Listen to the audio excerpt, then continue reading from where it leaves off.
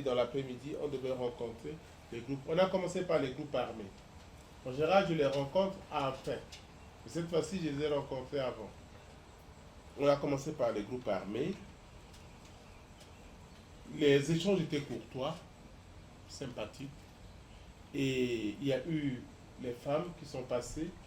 Il y a eu aussi des jeunes.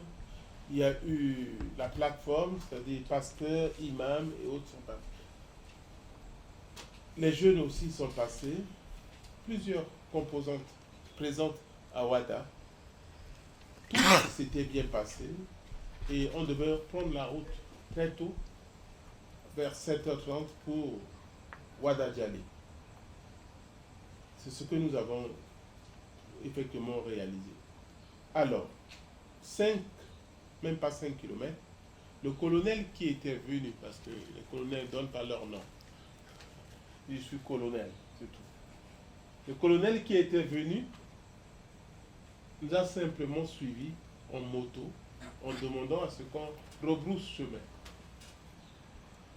Avec les appels de phare, je suis toujours devant pour voir ce qui arrive. Et après, il est arrivé à mon niveau, m'a demandé de rebrousser chemin. Il dit, mais hier, on avait échangé, on devait continuer sur Ouada Djali.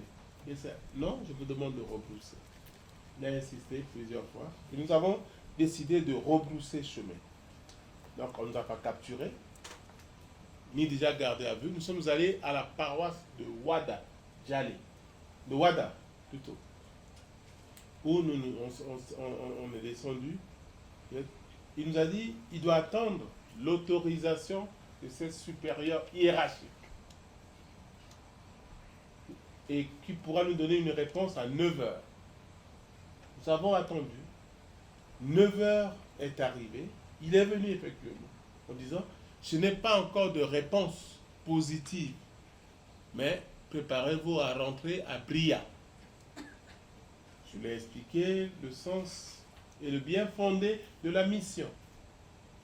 S'il peut encore discuter avec ses responsables pour nous permettre de partir.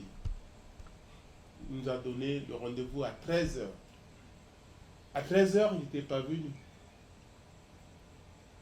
Nous avons fait le chemin de croix à 15h avec les chrétiens. Donc on n'était pas retenu, ni on nous a même pas, on n'a même pas attenté à notre vie, on ne nous a même pas demandé des rançons et autres. Nous avons fait le chemin de croix dans l'après-midi avec les chrétiens.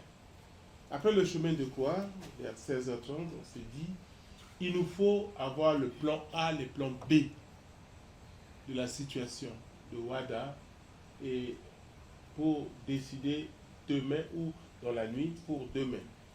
On a envoyé le curé avec le responsable et des jeunes pour s'enquérir auprès de groupes rebelles. Il est arrivé dans leur camp, il y avait déjà la communauté musulmane et des jeunes qui étaient déjà là, qui étaient en train de discuter avec eux pour leur négocier en disant non, il faut nous laisser partir. Donc, vous voyez que même le village n'était pas pour leurs actes. Les gens sont mobilisés sans nous demander, pour plaider pour nous. Ils ont été catégoriques que non, nous devons rebrousser chemin sur Bria. Quand les émissaires sont venus, ils nous ont donné la réponse. Nous avons décidé de déposer tout ce qu'on avait comme colis de Ouada Djali et de Samouandja. Parce que quand nous partons, il y a des gens qui nous aident et on achète des savons, on achète des habits usagés, on achète des cahiers, on achète aussi des sardines, de l'huile, du sel pour ces groupes-là, pour donner symboliquement. Et on a décidé de répartir les colis, Ouada Djali et Samouandja, en mettant les noms et autres, en disant nous allons tout déposer à Ouada et s'il y a une occasion, les gens pourront venir chercher ou on pourra le leur envoyer. Dans la nuit, vers 21h, ce colonel était venu en me disant « Qui es-tu » Je lui dis « Je suis le cardinal ». Donc voilà, il m'a posé cette question. Je suis le cardinal et tout. Est-ce que vous avez fait appel à MINUSCA pour vous amener de force là-bas? Si j'avais voulu, j'aurais pu faire appel. En effet, MINUSCA nous a fait une proposition pour nous accompagner, mais le jeudi, sachant que ça ne tenait plus compte des rendez-vous, on pouvait passer plusieurs jours. D'ailleurs, au moment où on finit, pour la petite histoire, au moment où on finissait la tournée, à ce moment-là, j'étais à l'autre bout. On ne pourrait même pas faire Yalinga et d'autres villes. Et nous avons notre rythme que de rouler 5, 10 à l'heure ou 15 à l'heure. On ne pourra pas avec l'état des routes. Donc, on avait décliné l'offre pour partir avec tous les risques que cela comporte. Et le lendemain matin, dans la nuit, les chrétiens ont prié presque toute la nuit. C'était dans l'église. Alors, on avait marqué, nous en avons parlé, les chrétiens qui prient toute la nuit, la prière, comme les murs de Jéricho.